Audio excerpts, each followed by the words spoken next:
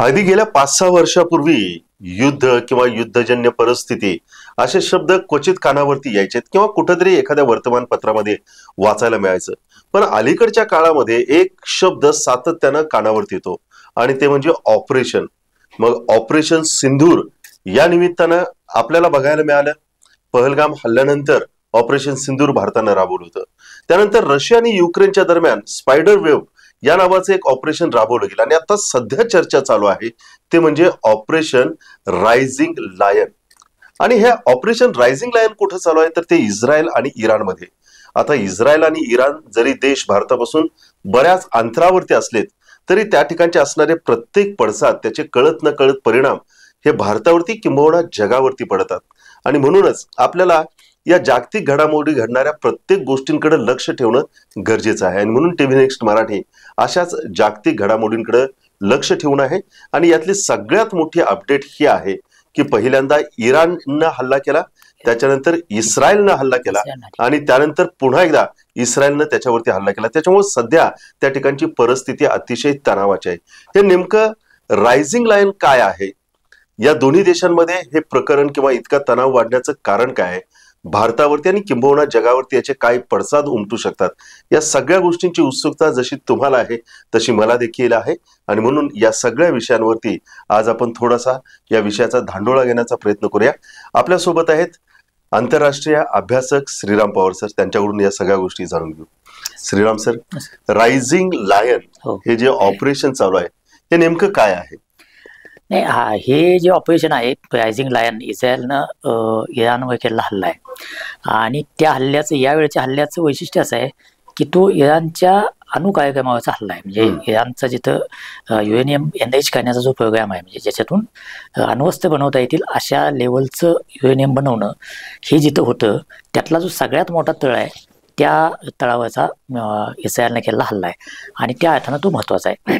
आता तो हल्ला इस्रायलनं काय केला तर इस्रायलचे पंतप्रधान बेंजामिन नेतन्याहू यांनी जो या हल्ल्यानंतरची माहिती दिली देशाला आणि त्या निमित्तानं सगळ्या जगाला सुद्धा, त्यात त्यांनी असं म्हटलंय की जूनचा एकदा नरसंहार हा नाझी राजवटीने केला, तर दुसरं होलोकॉस्ट इराणकडून होऊ नये आणि त्यांच्या अण्वस्त्रांकडून होऊ नये म्हणून हे प्रिएम्प्टिव्ह ॲक्शन आम्ही घेतले. प्रिएम्प्टिव्ह ॲक्शन म्हणजे काय तर आमच्यावर हल्ला होणार याची आम्हाला माहिती आहे, हे गृहीत धरून आम्ही तो हल्ला होण्याची शक्यताच नष्ट करायची यासाठी केलेला हल्ला. आणि त्याचं खूप काळजीपूर्वक बांधणी इस्रायलने केलेली दिसते. इस्रायलकडं प्रिसिजन हल्ले करण्याची क्षमता आहे आपल्याला माहिती आहे. इस्रायलची क्षमता दोन प्रकारची आहे. एक, हवाई हल्ले अतिशय पिनपॉईंट जिथं करायची तिथंच करता येण्याची क्षमता त्यांच्याकडे आहे, कारण त्यांना अमेरिकेची थेट साथ आहे. म्हणजे अमेरिकेची अत्याधुनिक विमानं त्यांच्याकडे आहेत, ड्रोन्स आहेत. इस्रायल स्वतः तंत्रज्ञानातली एक मोठी ताकद आहे.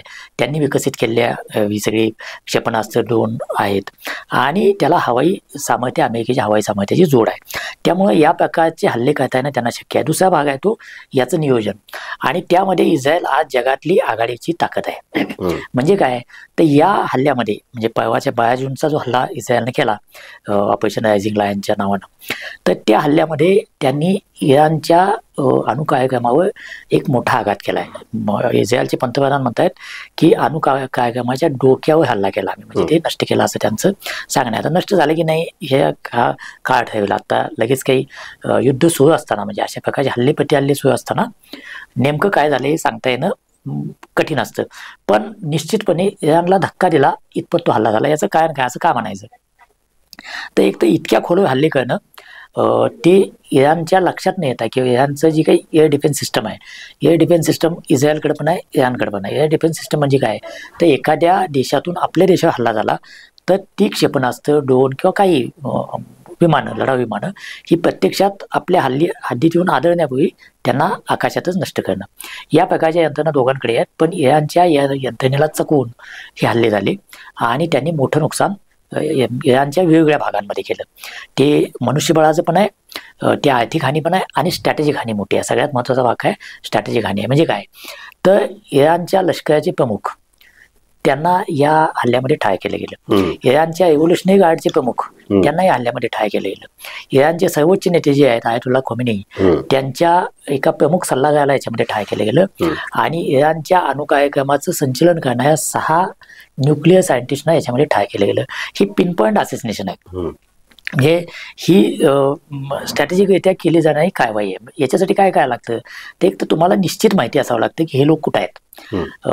मिलिटरी टार्गेटवर हल्ला करणं हे आता सॅटेलाइट सिस्टममुळे माहिती असतं कुठं कुठं काय काय आहे, मिलिटरी तळ कुठं आहेत, विमानतळ कुठं आहेत हे माहिती असतं. त्यामुळे त्याची लोकेशन्स समजणं हे तुलनेत सोपं असतं. पण एखादा व्यक्ती कुठं आहे हे समजणं खूप कठीण असतं. याचा अर्थ काय आहे तर इस्रायलची गुप्तचर यंत्रणा मोसाद ही आधी इराणमध्ये सर्वत्र पसरली. त्यांच्या गुप्तचरांनी निश्चितपणे माहिती मिळवली की हे शास्त्रज्ञ कुठं आहेत, ते कुठं त्यांना ठार करता येईल, कुठे ॲक्शन घेता येईल, लष्कर प्रमुख कुठं आहेत. एखाद्या देशाच्या लष्कर प्रमुखाला एका कारवाईत ठार करणं हा त्या देशासाठी खूप मोठा धक्का आहे. इराणचे मागचे 2 दशकं किमान इराण हा अणुकार्यक्रमाच्या भोवती इराणचं सगळं जागतिक राजकारण चाललंय किंवा जागतिक राजकारणात इराणचा संदर्भ येतो तो त्यांच्या अणुकार्यक्रमात येतो. तर त्या अणुकार्यक्रमावर आघात करणं हे एका अर्थानं इराणच्या सार्वभौमत्वावर आघात केल्यासारखं आहे. त्यामुळे इराणला हा सगळ्यात मोठा झटका आहे. आणि तो अशा वेळेला दिलाय की ज्या वेळेला इराण हा तुलनेत वीक आहे. तुलनेत वीक आहे म्हणजे काय, ते इराणचे जे प्रॉक्झीज आहेत म्हणजे इराणच्या वतीनं लढणारे जे मिलिशियाज आहेत, हे लष्करासारखी गोळी संघटना पण त्याला अन्य देश दहशतवादी संघटना म्हणतात. तर हमास असेल, हौती असेल किंवा हिजबुल्ला असेल, ही जी संघटना सगळी ज्या संघटना आहेत त्या इराणच्या वतीनं कारवाया करणाऱ्या किंवा इराणच्या इशाऱ्यानुसार कारवाया करणाऱ्या ह्या सगळ्या संघटना आहेत. तर या संघटनांची ताकद इस्रायलनं आधी पॅलेस्टाईनच्या सोबत जे त्यांचं युद्ध सुरू झालंय त्याच्यामध्ये यांची ताकद खच्ची केली. विशेषतः हिजबुल्लाची आणि हमासची ताकद पूर्ण खच्ची केली. सिरियामध्ये मधल्या काळामध्ये सत्तांतर झालं आणि सिरिया थ्रू इराणच्या ज्या कारवाया करता येणं शक्य होतं त्याला लगाम बसला. त्यामुळं प्रॉक्झीच्या वतीनं म्हणजे आपल्या वतीनं दुसऱ्या संघटनांना कामाला लावण्याचं त्याची क्षमता इराणची कमी झाली आहे. दुसऱ्या बाजूला 2018 पासून म्हणजे त्याच्याही आधीपासून निर्बंध सुरू होते, पण 2018 पासून इराणवर अमेरिकेचे आणि मग त्यानिमित्तानं सगळ्या जगाचे अतिशय टोकाचे आर्थिक निर्बंध आहेत. त्यामुळे आर्थिकदृष्ट्या इराण हा खूप असा काय म्हणता येईल की थोडा अस्थिर असलेला देश झाला आहे. तिथं महागाई प्रचंड वाढली, त्यांची उत्पादनं बाहेर विकता येत नाहीत. या सगळ्याचा परिणाम स्वाभाविकपणे त्यांच्यावर आहे. त्याशिवाय मागच्या ऑक्टोबरमध्ये इराण आणि इस्रायलमध्ये जे हल्ले आणि प्रतिहल्ले झाले त्याच्यामध्ये इस्रायलनं बऱ्याच प्रमाणात इराणची जी काही क्षमता आहे ती कमी केली. आणि आत्ताचं हवाई दलाच्या संदर्भात आपण बघितलं तर इस्रायलकडे अमेरिकेची सगळी अत्याधुनिक ची जी विमानं आहेत, वेगवेगळ्या सीरीजची विमानं, त्यातली सगळ्यात अत्याधुनिक विमानं ही त्यांच्याकडे आहेत. तुलनेत इराणकडं F-चीच विमानं जी आहेत 4-5 या श्रेणीची म्हणजे खूप मागची विमानं आहेत आणि सोव्हिएतची सुखोई विमानं आहेत. त्यामुळं तुम्ही जर संख्यात्मक बघाल तर इराणकडं आणि इस्रायलकडं विमानांची संख्या जवळजवळ तेवढीच आहे किंवा इराणकडे थोडीशी जास्त आहे. पण तंत्रज्ञान, मारक क्षमता आणि अत्याधुनिकता याच्यामध्ये इस्रायल खूप आघाडीवर आहे. दुसऱ्या बाजूला इराणचा जो आत्ताचे करंट राज्यकर्ते आहेत त्यांच्याविषयी इराणमध्ये असलेला एक काय म्हणता येईल संताप किंवा त्याच्या विरोधाची भावना ही इराणमध्ये खूप लक्षणीय प्रमाणात आहे. त्यामुळे सगळ्या बाजूनं तुलनेत विकेस्ट अशा परिस्थितीत इराण असताना हा हल्ला झाला. हा हल्ल्याचं आणखी एक महत्त्वाचं कारण असं आहे की एखादं जागतिक राजकारण होत असताना ते त्यात मोडता घालायचा कसा, तर तो मोडता लष्करी कारवाईतून घालता येऊ शकतो. याची अलीकडची 2-3 उदाहरणं काय आहेत तर अमेरिकेच्या पुढाकारानं अब्राहम करार या नावानं, अब्राहम अकॉर्ड या नावानं इस्रायल आणि अरब देश यांच्यामध्ये वेगवेगळे करार सुरू झाले होते. ट्रम्पच्या मागच्या कारकिर्दीपासून त्याची सुरुवात झाली आणि त्यामध्ये सौदी अरबसोबतचा फक्त करार प्रामुख्यानं राहिला आहे. या सगळ्या अरब जगतामध्ये सौदी अरब हा एका हाताने लीडर आहे, कारण सगळ्या इस्लामच्या सगळ्यात सर्वोच्च धार्मिक स्थळं जी आहेत ती सगळी सौदीमध्ये आहेत. त्याचे एका अर्थानं काय म्हणता येईल की सौदीमध्ये असल्यामुळं सौदीचं एक मुस्लिम जगतामध्ये एक वेगळं स्थान आहे. तर सौदीनं अजून तो करार केला नव्हता आणि तो करार करण्याची शक्यता तयार झाली होती. आणि ते इतके जवळ आले असताना हमासनं इस्रायलवर हल्ला केला आणि मग इस्रायलनं पॅलेस्टाईनवर हल्ला केल्यानंतर तो करार मागं पडला. म्हणजे हमासनं साध्य काय केलं तर सगळं अरब जग पॅलेस्टाईनचा प्रश्न विसरून किंवा थोडासा मागं टाकून इस्रायलची आणि मग पाश्चात्य जगांची जुळवून घेऊन नवं राजकारण, अर्थकारणावर आलेलं नवं राजकारण, नवी भूराजकीय संरचना ह्याच्याकडे जात होतं. त्याच्यामध्ये मोडता घातला. म्हणजे त्या पॅलेस्टाईनचं खूप नुकसान झालं. हजारो लहान मुलं, महिला, वृद्ध आणि पॅलेस्टाईन आणि हमासचे लोकही सगळे त्यात ठार झाले, सगळं काय. पण त्याचा एक परिणाम हा अभय माकड आता सहजासहजी शक्य नाही अशा प्रकारे आणलं. मग दुसरं उदाहरण आहे ते युक्रेनचं. युक्रेन आणि रशिया यांच्यातल्या युद्धात अमेरिकेच्या दबावानंतर युक्रेन अशा एका टप्प्यावर आला होता की आता वाटाघाटी करायच्या. आणि वाटाघाटीचे एक महत्त्वाचा टप्पा तुर्कीमध्ये इस्तंबूलला होत असताना आधी 1-2 दिवस युक्रेननं हल्ले केले रशियामध्ये आणि त्यांची बॉम्ब विमानं नष्ट केली. ते झाल्यानंतर स्वाभाविकपणे रशिया काही वाटाघाटीला तयार होणार नाही, त्या वाटाघाटी फिसकटल्या. अलीकडच्या काळामध्ये ट्रम्प जेव्हा पश्चिम आशियात गेले होते तेव्हा त्यांनी इस्रायलला भेट न देता बाकीच्या अरब देशांना भेट दिली होती. आणि एका अर्थानं इस्रायलला थोडं बाजूला ठेवून ते एक नवी भूराजकीय व्यवस्था तयार करण्याचा प्रयत्न करत होते, ज्याच्यामध्ये इराणवर दबाव आणून इराणला त्यांचा न्यूक्लिअर कार्यक्रम मागे घ्यायला लावायचा, तो थांबवायला भाग पाडायचं. त्या बदल्यात इराणवरचे काही सँक्शन्स कमी करायचे. दुसऱ्या बाजूला त्यांची हौती आणि हमाससोबत पॅरलल निगोशिएशन सुरू होते इस्रायलला बाजूला ठेवून. हमाससोबतच्या निगोशिएशनमध्ये अमेरिकी नागरिकांना सोडून घ्यायचं काम या निगोशिएशनमधून झालं होतं. त्यामुळे इस्रायलला थोडंसं बाजूला ठेवून पश्चिम आशियात नवं काही ट्रम्प घडवू इच्छित आहेत का, अशी जेव्हा शक्यता तयार झाली तेव्हा इस्रायलनं कुणाचाही विचार न करता इराणच्या अणुकार्यक्रमावर हल्ला केला. आता अमेरिकेला त्याची इच्छा असो किंवा नसो इस्रायलच्या बाजूला उभं राहण्याशिवाय पर्याय नाही, कारण इस्रायलचं संरक्षक म्हणून अमेरिका कायम भूमिका घेत आली आहे. ट्रम्पना किती वाटत असेल आपण कुठल्या युद्धात सहभागी व्हायचं नाही, काही नाही, तरी आता त्यांना एक असा बॅलन्स करण्याची वेळ आली. एका बाजूला आम्ही या हल्ल्यात नाही असं म्हणायचं आणि दुसऱ्या बाजूला इस्रायलच्या मागे आम्ही ठामपणे आहोत असं म्हणायचं. म्हणजे अल्टिमेटली प्रसंग पडला तर अमेरिका इस्रायलच्या बाजूनच असेल हे त्यांना सांगायची वेळ आलेली आहे, ती येणारच होती. त्यामुळं त्या अर्थानं इराण आणि अमेरिकेनं एकत्र येऊन इराणच्या अणुकार्यक्रमावर काही बंधनं टाकून एक नवा प्लॅटफॉर्म खुला करायचा चर्चेचा आणि मग पुन्हा अर्थकारणाचा आणि भूराजकीय संबंधाचा. पश्चिम आशियामध्ये नवं काही राजकारण घडवायचं, या सगळ्याला एका अर्थानं इस्रायलनं खो गाठला. त्या अर्थानं या हल्ल्यांचं खूप महत्त्वाचं आहे भूराजकीय दृष्ट्या सुद्धा. बाकीचे परिणाम आहेत ते आपण चर्चा करू, पण माझ्या मते ब्रॉडर कॉन्सिक्वेन्सेस काय आहेत तर हे जे एक नवं भूराजकीय संरचना आकाराला येण्याची शक्यता होती त्याच्यामध्ये या हल्ल्याने खोडा घातला गेला. याचे बाकी खूप मोठे परिणाम आहेत. पॅलेस्टाईनवरचा हल्ला, पॅलेस्टाईन आणि इस्रायलमधलं युद्ध आणि इराण आणि इस्रायलमधलं युद्ध ह्याच्यामध्ये खूप मोठं अंतर आहे. युक्रेन आणि रशियाच्या युद्धानं झाले कदाचित त्यापेक्षा मोठे परिणाम. हे जर युद्ध वाढलं तर जगाच्या एकूण व्यवहार होतील. त्यामुळे या युद्धाचे परिणाम खूप मोठे आहेत. इस्रायलला इराणनं पण उत्तर दिलं. त्यांचे 100-150 ड्रोन इस्रायलवर आढळले, त्यांची अनेक क्षेपणास्त्र आढळली. इराणचा जो काही एअर डिफेन्स सिस्टम आहे ज्याला आयर्न डोम असं म्हटलं जातं, याओथी नावाची एक सिस्टम आहे, डेव्हिड नावाने एक सिस्टम आहे, या सगळ्या सिस्टमने अनेक ड्रोन इंटरसेप्ट केले, मिसाईल इंटरसेप्ट केली. तरी पण मोठ्या प्रमाणावर इराणची क्षेपणास्त्र तेल अवीव आणि इस्रायलच्या अनेक भागात पडल्याचे रिपोर्ट आहेत. विशेषतः इस्रायलच्या लष्कराचं जे प्रमुख ठाणं आहे तिथं पण प्रत्यक्ष मिसाईल पडली अशा प्रकारचे रिपोर्ट काही पाश्चात्य माध्यमातून समोर येत आहेत. त्यामुळं इराणनं पण तितकंच जोरदार उत्तर द्यायला सुरू केले. आता युद्ध पुढं कसं जातंय हे आपल्याला बघावं लागेल. सर, आपण मगाशी उल्लेख करत असताना वारंवार अमेरिकेचा उल्लेख केला. ज्यावेळेस अमेरिकेला याबाबत विचारण्यात आलं त्यावेळेस अमेरिका म्हटलं असं काही घडलं आम्हाला काही माहितच नाही, अशा पद्धतीचं स्टेटमेंट दिलं. मग हे स्टेटमेंट करण्याच्या मागे अमेरिकेची नेमकी भूमिका काय वाटते? नाही, अमेरिकेत एक तर ट्रम्प यांनी त्यांच्या अध्यक्षीय निवडणुकीमध्ये सांगितलं होतं की आता अमेरिका कुठल्याही युद्धामध्ये सहभागी होणार नाही. त्यामुळे त्यांनी युक्रेनवर दबाव आणला की तडजोड करा, त्यांना युक्रेन रशियाचं युद्ध तातडीने संपवायचं आहे. आपण बघितलं की भारत पाकिस्तानात जो संघर्ष झाला त्यात त्यांनी घाईघाईनं मीच मध्यस्थी केली अशा प्रकारची काय टिमकी म्हणा काय म्हणा त्यांनी तो प्रयत्न केला. तर त्यांना पोझिशन अशी घ्यायची की आता अमेरिकेला कुठल्याही युद्धात पडायचं नाहीये, पण शांतता निर्माण करण्यात मात्र मी पुढाकार घेतोय, अशा प्रकारची त्यांची भूमिका आहे. त्याच आधारावर त्यांना या युद्धात सुद्धा आम्हाला माहिती नाही अशी त्यांनी पोझिशन घेतली की इस्रायलनं हल्ले केले ते आम्हाला माहिती नाही की आम्ही त्याच्यामध्ये नाही आहे, पण परिस्थितीजन्य पुरावा काय सांगतोय तर 2-4 दिवस आधी मध्य पूर्वेतले म्हणजे या पश्चिम आशियातल्या अनेक ठिकाणचे त्यांचे ॲसेट म्हणजे त्यांचे काही कर्मचारी असतील अमेरिकेचे ते बऱ्याच अंशी त्यांनी परत बोलवले अमेरिकेत. तर तो एक सिग्नल दिसला. दुसरा IAEA नावाची जी संस्था आहे की जी जगातल्या कुठल्याही अणुप्रकल्पावर आणि अणुकार्यक्रमांवर नियंत्रण ठेवते, त्याचं सतत मॉनिटरिंग करत असते. त्या संस्थेनं मागच्याच आठवड्यात असं सांगितलं की इराणनं युरेनियम मोठ्या प्रमाणात एनरिच केलेला आहे.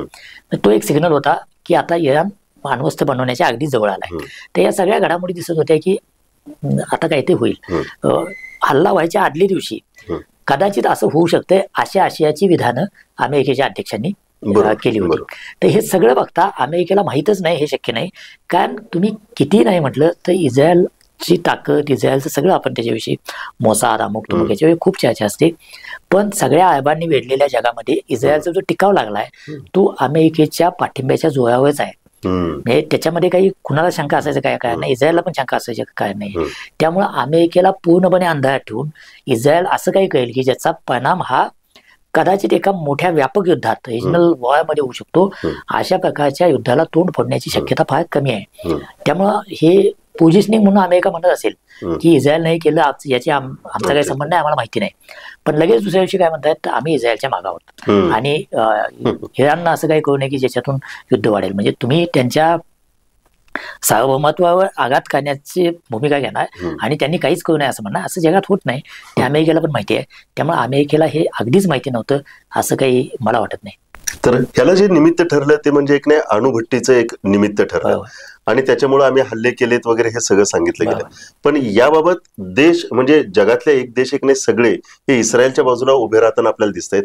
पण त्याच वेळेस ऑस्ट्रेलिया सारखा आणि न्यूझीलंड सारखा देश तो मात्र म्हणतो की हे जे काही केलं हे चुकीचं केलं, हे व्हायला नको पाहिजे होतं. त्या दोन देशांची भूमिका या बाबतीमध्ये वेगळी का जात नाही? ते दोन देश काय जपान नाही म्हटले की हे म्हणजे हल्ले योग्य नाही आहेत, हल्ले योग्य नाहीत असं म्हणणारे जगातले खूप देश आहेत. युनायटेड नेशन्सनं पण म्हटले की या प्रकारे हल्ले करायचे काही कारण नाही आहे. पण दुसऱ्या बाजूला इराणचा अणुकार्यक्रम हा मात्र जगासमोर एक नेहमीच प्रश्न म्हणून उभा आहे. इराणनं असं ठरवलेलं आहे की आपल्याला अण्वस्त्र मिळवायचीच आहेत आणि ते त्याच्या मागे कारण काय आहे तर इराण हा एक असा देश आहे हे जर तुम्ही बघितलं तर बाकीचे सगळे अरब देश हे सुन्नी आहेत, इराण हा शिया आहे. या अर्थानं त्यांच्यामधला एक सुन्नी शिया हा जो काही एक नकळत स्पर्धा आहे, संघर्ष आहे, मुस्लिम जगाचं नेतृत्व कोणाचं, सौदीचं काही इराणचं, तो एक नकळत टसल आहे.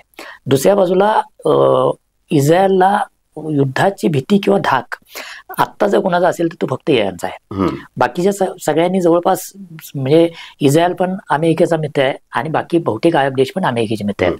त्यामुळं अरब देश एकत्र करून काही इस्रायलवर हल्ला करतील वगैरे ही शक्यता जवळजवळ नाही, इतक्या टप्प्यावर नाहीच, कुठली शक्यता नाही असं म्हणता येत नाही, पण ही खूप कमी शक्यता आहे. पण इराण मात्र ते करू शकतो कारण इराणनं सातत्यानं अमेरिकेच्या विरोधात भूमिका घेतली आहे. ती इराणच्या शहाची सत्ता पदच्युत झाली आणि इराणमध्ये इस्लामी क्रांती झाली तेव्हापासून सातत्यानं इराण अमेरिकेच्या विरोधात घेतोय.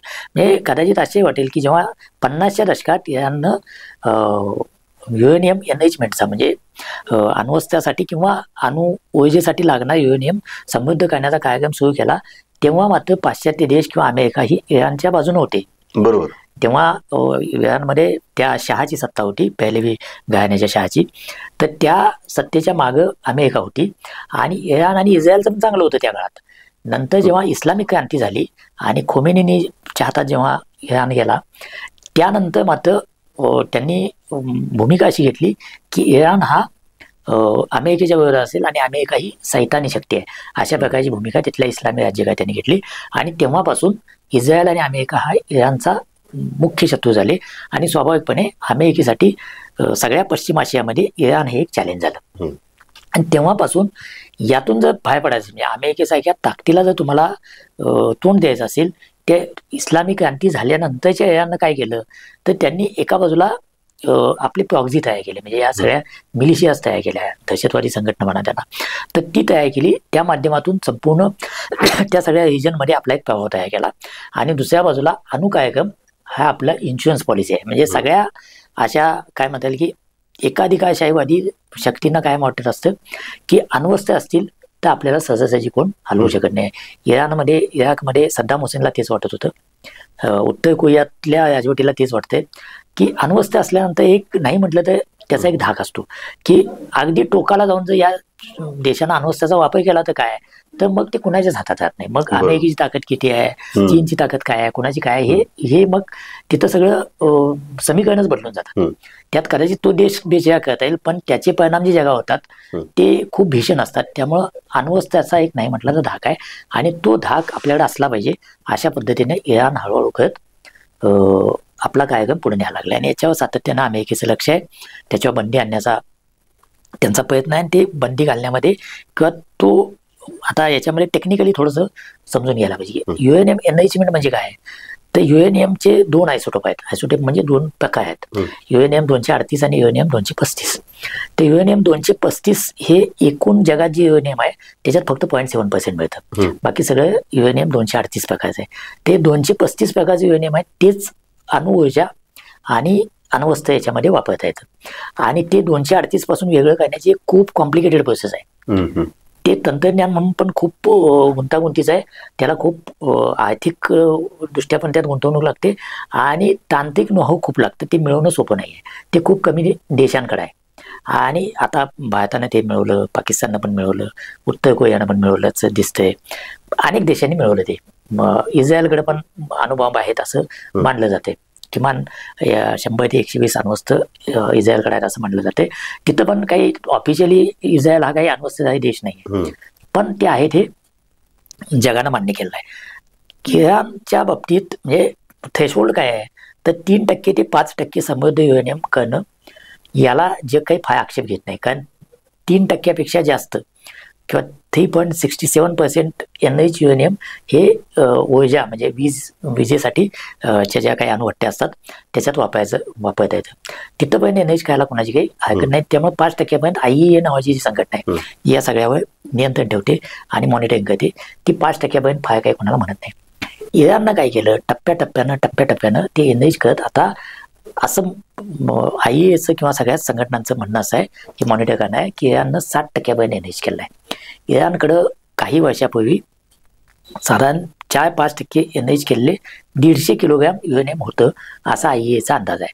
आत्ता असा अंदाज आहे की त्यांच्याकडं 5000 किलोपेक्षा जास्त समृद्ध युरेनियम आहे. त्यातलं 450 किलोपेक्षा जास्त हे 60%पेक्षा जास्त आहे. काही लोकांचं म्हणणं आहे की ते जवळपास 80%च्या पण घरात गेलेलं आहे. आणि 90% पेक्षा जास्त एनरिच झालेलं युरेनियम हे अण्वस्त्रामध्ये वापरण्याला योग्य असतं.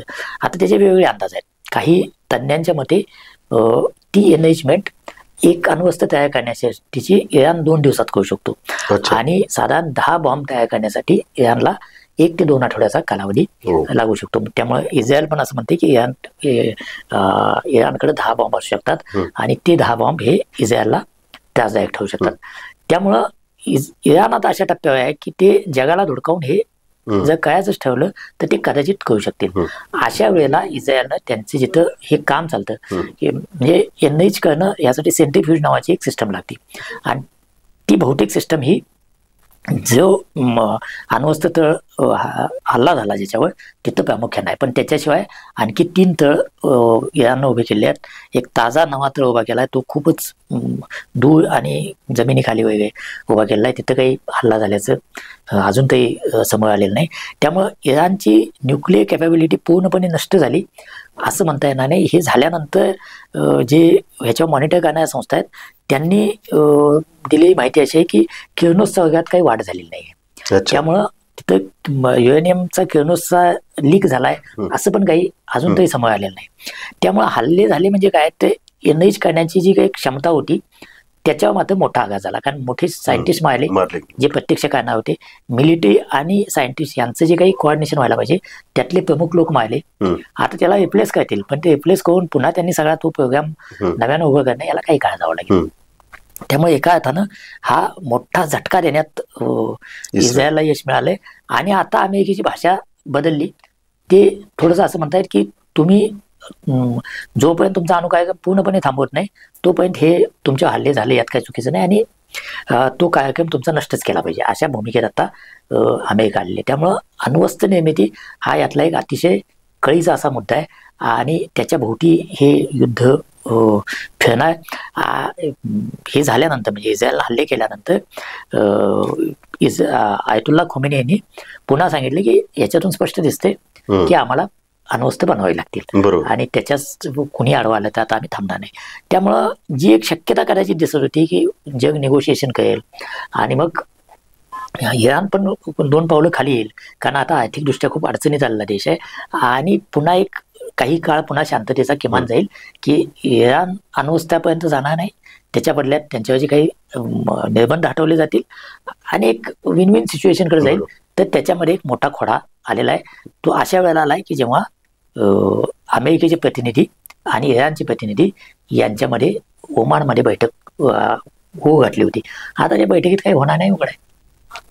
सर, हा ज्यावेळेस हल्ला झाला त्यावेळेस लगेच थोड्या वेळात एक्स वरती नाही पंतप्रधान नरेंद्र मोदी यांनी ट्विट केलं आणि ते म्हणाले की या सगळ्या परिस्थितीवरती आम्ही लक्ष ठेवून आहोत आणि याच्यातून लवकरात लवकर तोडगा निघावा. हे जे ज्या पद्धतीने ट्विट केलं की याचे परिणाम भारताच्या बाजारपेठेवरती किंवा एकंदरीत राजकारणावरती काय होऊ शकतात का आंतरराष्ट्रीय? नाही, यामध्ये बघायला पाहिजे की भारताची भूमिका ही पॅलेस्टाईन प्रश्नाच्या संदर्भात म्हणाल तर भारत हा पॅलेस्टाईनच्या बाजूचा आहे. बरोबर. पॅलेस्टाईनच्या ठरावाला पाठिंबा देणारा भारत आहे आणि 2 देश स्वतंत्र आहेत, पॅलेस्टाईन आणि इस्रायल, अशी भूमिका भारतानं कायम ठेवली आहे. या सरकारची पण भूमिका तीच आहे, ती भूमिका बदललेली नाही आहे. तसं असताना हळूहळू करत ग्रॅज्युअली आपण इस्रायल बरोबरचे संबंध वाढवत गेलो आणि इस्रायलचे संबंध आणि पॅलेस्टाईनला पाठिंबा हे 2 वेगळे विषय आहेत, असं आता भारतानं जवळजवळ आपली भूमिका इस्टॅब्लिश केली आहे. पॅलेस्टाईन व्हायला पाहिजे, पण त्याचा अर्थ आम्ही इस्रायलला बाजूला ठेवणार असं नाही, असं केलंय. ताज्या भारत पाकिस्तान संघर्षामध्ये आपल्या बाजूला उघडपणे जे 2 देश आले त्याच्यामध्ये एक इस्रायल होता आणि दुसरा अफगाणमधले तालिबान होते. त्यामुळे त्या अर्थानं पण इस्रायलची आपली जवळीक आहे.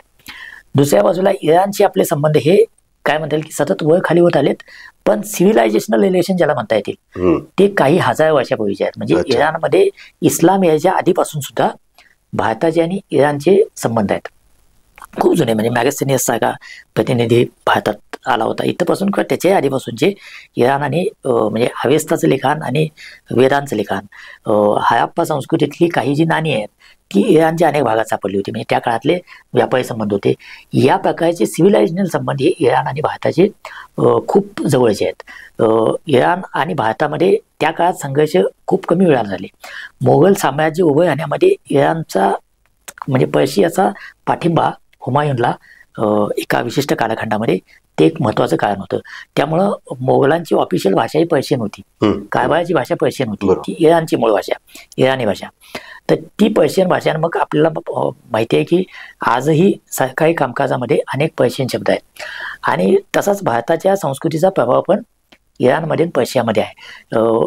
इराणी आणि भारतात आलेले जे लोक आहेत त्यांचे पण म्हणजे जे मूळ गटांची स्थलांतर झालेत त्याच्यामध्ये काही साधर्म्य असे लोक संशोधक दाखवून देतात. त्यामुळे सिव्हिलायझेशनल म्हणाल तर खूप जवळचे संबंध इराण आणि भारताचे दोन्हीही खूप प्राचीन सभ्यता आहेत. इराणमध्ये इस्लामिक क्रांती झाल्यानंतर मात्र ही संबंध सतत खालीवर होत आलेले आहेत. तरी पण मधल्या काळामध्ये इराणकडून आपल्या एकूण तेलाच्या गरजेपैकी साधारण 10 ते 12% तेल आपण इराणकडून घेत होतो अलीकडेपर्यंत. म्हणजे जेव्हा संपूर्ण सँक्शन अमेरिकेने लागले की इराणकडून कोणीही तेल घ्यायचं नाही, तो पण आपण तेल घेत होतो. त्यामुळे त्या अर्थाचे पण संबंध आहेत. दुसरा जो भाग आहे की या म्हणजे भारताची भूमिका ही नेहमीच यात शांतता हवी अशी असणार, कारण ती शांतता आपल्या अर्थव्यवस्थेसाठी सुद्धा हवी, आपल्याच नव्हे जगाच्या पण. कारण इस्रायलनं हल्ला केल्यानंतर एका दिवसामध्ये क्रूड ऑइलची किंमत 12% वाढली आणि ती हे जे हल्ले वाढत राहिले तर ते आणखी वाढेल. याचं कारण इराणचा तेल पुरवठा कमी होऊ शकतो, यामध्ये एकमेकाच्या तेल साठ्यानं हल्ले होऊ शकतात. आणि दुसरी गोष्ट, यात जर टोकाला गेला इराण तर तो होर्मुझची जी समुद्रधुनी आहे तर तो मार्ग बंद करू शकतो. तो जर मार्ग त्यांनी बंद केला तर खूप लांबून तेल न्यावं लागेल, स्वाभाविकपणे त्याची किंमत वाढेल आणि सगळीकडे जगभर एक महागाईचा भडका उडेल. याचा फायदा कोणाला होईल तर याचा हे जर घडलं तर त्याचा फायदा रशियाला होईल. रशियाचं तेल आपोआपच स्वस्त होईल आणि रशियाला त्याचा स्ट्रॅटेजिकली आणि आर्थिकदृष्ट्या सुद्धा फायदा होऊ शकतो. त्यामुळं आर्थिकदृष्ट्या पश्चिम आशियातला तणाव आणि इराण आणि इस्रायलचं युद्ध जर लांबलं तर त्याचे खूप दीर्घ असे परिणाम होतील. आता इराणनं आणखी काही हल्ले केले आणि असं एक काय म्हणता येईल की अंतर्गत लोकांना सांगण्यासाठी की आम्ही तेल अवीवमधल्या मुख्यालयावर लष्कराचा हल्ला केला असं सांगून जर इराण थांबला तर या युद्धात खूप चांगली घटना घडली म्हणून जग सुटकेचा निश्वास सोडेल. पण हे जर पुढे जात राहिलं तर मात्र हे युद्ध लांबेल या युद्धामध्ये इस्रायलची फायर पॉवर किंवा हवाई शक्ती ही खूप मोठी आहे, त्या तुलनेत इराणची कमी आहे. नाविक शक्ती पण अमेरिकेची साथ असल्यामुळं इस्रायलची मोठी आहे. पण जेव्हा जमिनीवरच्या युद्धाचा प्रश्न येतो तेव्हा मात्र इराणकडं इस्रायलच्या 4-5 पट प्रशिक्षित सैनिक आहेत. त्यांचे जे रिव्होल्युशनरी गार्ड आहेत ही पॅरामिलिटरी म्हणतात, पण ती ॲक्च्युली लष्करी फोर्सच आहे. तो खूप तगडा आणि बॅटल हार्डंड असा आहे. त्यामुळे जमिनीवरच्या युद्धात मात्र इराणला हरवणं इतकं सोपं नाही. इराकमध्ये पण अमेरिकेनं तिचे अनुभव घेतलाय, अफगाणिस्तानात पण अनुभव घेतलाय. त्यामुळे हे युद्ध लांबणं हे काही जगाच्या भल्याचं नाही. तर एकंदरीतच हे युद्ध लांबणं हे जगाच्या भल्याचं नाहीये, कारण या युद्धामध्ये आणि त्याच्यामधून निर्माण होणारे प्रश्न हे जगाला विचार करायला लावणार आहेत. महागाईचा भडका उडू शकतो, राजनैतिक असणारे संबंध बिघडू शकतात आणि त्याची झळ कळत न कळत ही सर्वसामान्यांच्या पर्यंत पोहोचते. परंतु शेवटी याच्यामध्ये इराण काय भूमिका घेतो आणि इस्रायल कुठपर्यंत थांबतं हे खूप महत्वाचं आहे. आणि या सगळ्या 2 देशांमधल्या संघर्षाकडे अवघा जग हे लक्ष ठेवून आहेत की नेमकं आजच्या दिवसामध्ये घडलेली गोष्ट उद्या कुठल्या टोकावरती जाणार. आणि त्याच पद्धतीनं टीव्ही नेक्स्ट मराठी सुद्धा या राजकीय घडामोडींकडे बारकाईनं लक्ष ठेवून आहेत.